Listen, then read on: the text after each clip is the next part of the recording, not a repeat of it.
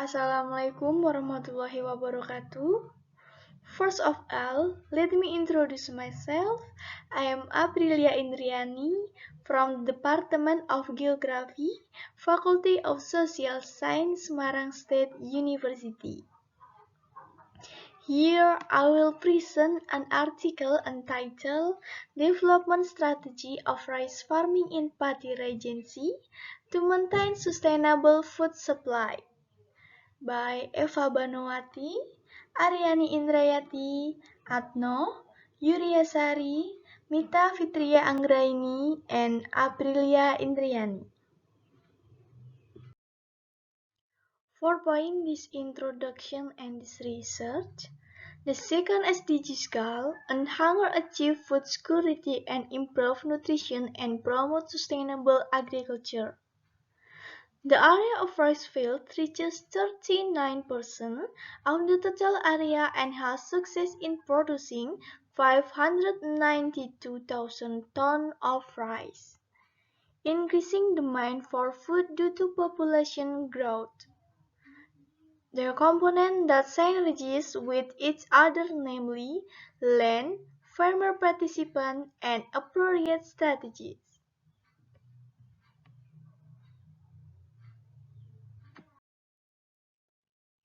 For this research methodology using 4 steps.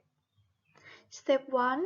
The research object were paddy fields, rice production and productivity, rice farmer and farmer group.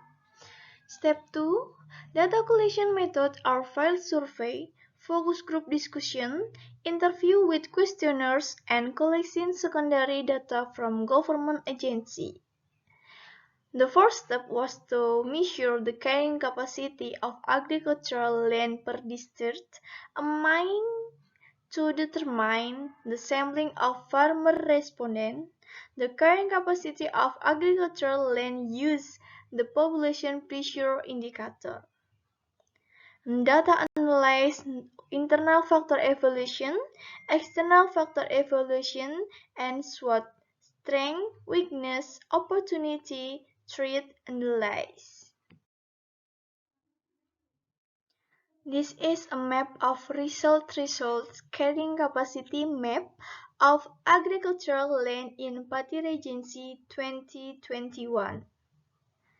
This figure continued to increase along with the increase in land productivity. The existence of rice field is supported by irrigation water from the Gunung Rawa Reservoir and the Selarong Reservoir, located in Gembong District, collect on the Muria volcanic slope.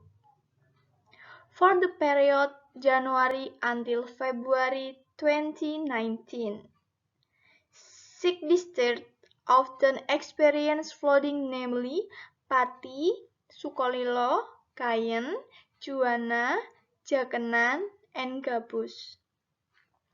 However, the carrying capacity of agriculture in the 6 districts is still in the high category. The solution to this condition is so that the quality of agricultural land can be maintained and farmers do to experience loss every year, including the use of superior varieties that are resistant to flooding. The results of step 4AV, they are 11 points for a strength of 0.55 and a weak score of 2.03. For weakness, 0.45 and weak score 1.39. So, the score is weak 1.0 and the weak score is 3.42. The results of step 4AV, they are 10 points for an opportunity of 0.5 and a weak score of 1.71. For a threat of 0.5 and a weak score of 1.62. So, the score is weak 1.0 and the weak score is 3.43.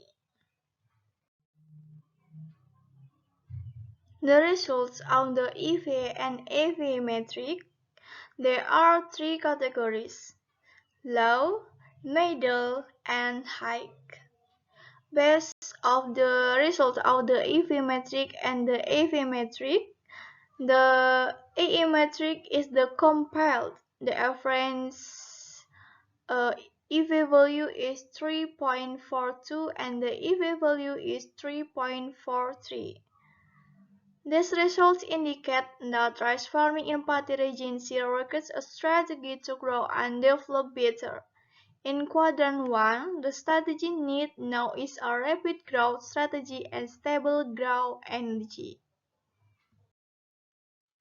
There are 13 SWOT analysis results. Each SWOT is entitled Strategy Strength Opportunity 4 point, Strategy Weakness and Opportunity 3 point, Strategy Strength and Threat 3 point, Strategy Weakness and Threat 3 point.